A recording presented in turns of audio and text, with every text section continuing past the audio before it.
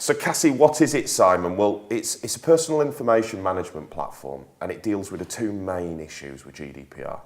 One's transparency and one's choice. How's it going to do that? Well, it's a system agnostic solution, so it's already going to fit into whatever system architecture you've got today. So, for example, us using Salesforce, that can, okay. We already have a developed plugin for Salesforce. It's one of the typical CRM tools we've used. Cassie's role here then is to create that singular central view of all of those different data silos around your business. So currently, do you have data everywhere around your business? Yeah, I've got it in MailChimp, I've got it in databases, I've got marketing automation. Yeah. The guys that, the sales guys, that sort of thing, yeah. Fairly typical. Right. So the idea first and foremost is to bring that information together and create a singular record for Simon. So the way that we're going to do that with the Cassie platform is, first of all, it sits within the cloud, but it actually sits within AWS. We already use AWS. Do you? So, right, Brilliant, brilliant. Well, we enhance AWS's security with additional checkpoint security as well. We then wrap that in a set of business rules.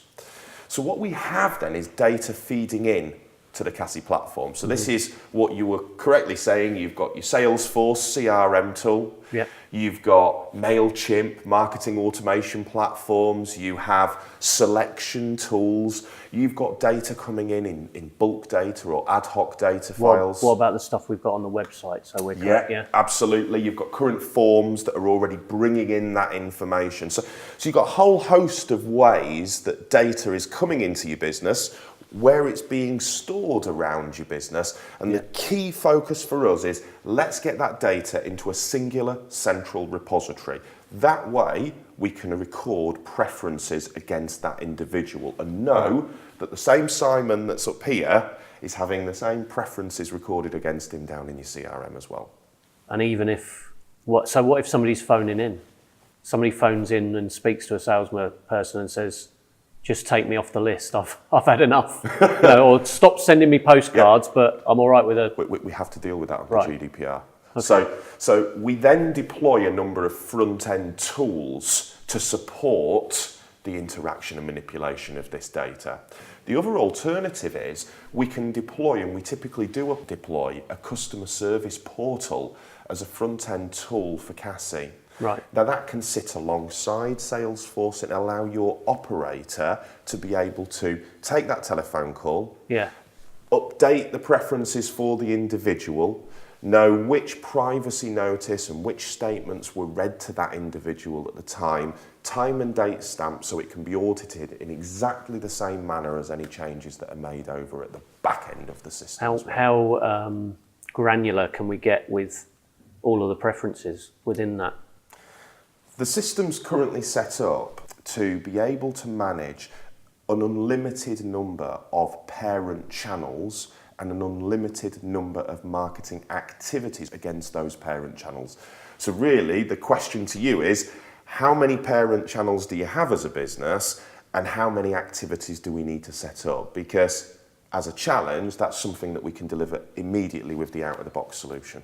Yeah, I definitely don't think we do that at the moment, or we don't do it well enough. So one of the problems I've got is we traditionally get quite a lot of people opt out of what we're doing, whichever channel we're using to market to them. Yeah. I want to be able to give them a lot more choice by campaign and break that down by offer. So I've obviously got people that will, they'll take mail, they won't take SMS, or, you can tell me whether this will or won't cope with it. But, I've got 18 to 24-year-olds that will take an SMS, but they won't take any direct mail.